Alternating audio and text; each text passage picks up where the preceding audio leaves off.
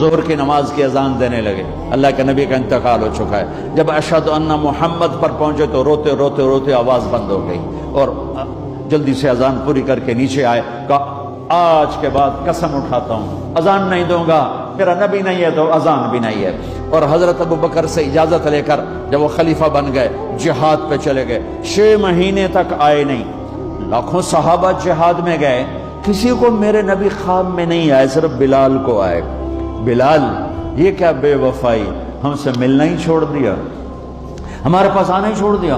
آنکھ کھلی تو ان کو یوں لگا جیسے اللہ کے نبی زندہ بلا رہے ہیں، یا رسول اللہ میں آ گیا، یا رسول اللہ میں آ گیا، اور اسی وقت اونٹنی کو بھگایا۔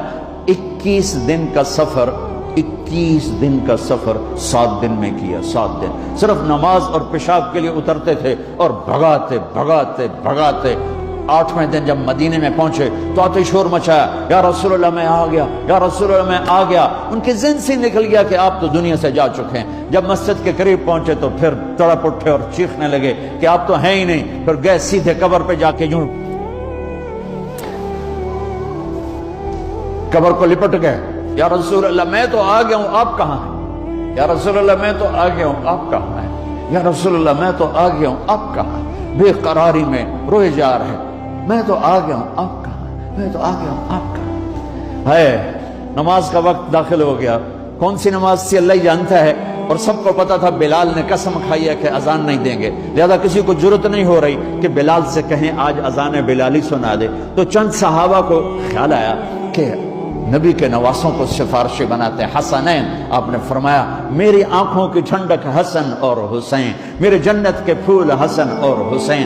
آپ ان دونوں کو اٹھاتے اور دونوں کو سینے سے لگاتے اور کہتے ہیں اللہ میں ان سے پیار کرتا ہوں، تو بھی ان سے پیار فرما، اور جو ان سے پیار کرے ان سے بھی پیار فرما، اور جو ان سے بغض رکھے ان سے بغض رکھ، جو ان سے نفرت کرے ان سے نفرت کر، جو ان سے پیار کرے ان سے پیار کر۔ صحابہ آئے بچوں کے پاس، حسن حسین، کہ بچوں آج کسی کی نہیں چلے گی، تم بلال سے کہو اذان دے۔ تو یہ دونوں ننھے منھے بھائی، حسن 7 سال کے، حسین 6 سال کے، 10 مہینے کا فرق تھا دونوں بھائیوں۔ چچا ایک درخواست، کہ میرے ماں باپ آپ پہ قربان، آپ درخواست کیوں کہہ رہے ہیں؟ آپ امر کریں، آپ حکم کریں۔ کہنے لگے جیسے آپ ہمارے نانا کے لیے اذان دیتے تھے آج ہمارے لیے دے دو۔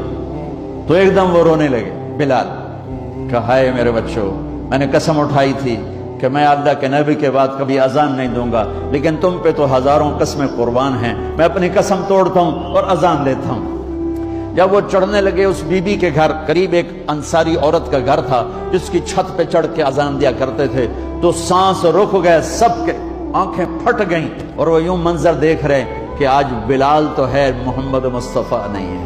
آج اذان بلالی تو ہوگی لیکن محمد مصطفیٰ کی جھلک نہ ہوگی۔ جب ان کانوں میں انگلیاں، جب انہوں نے اللہ اکبر کہا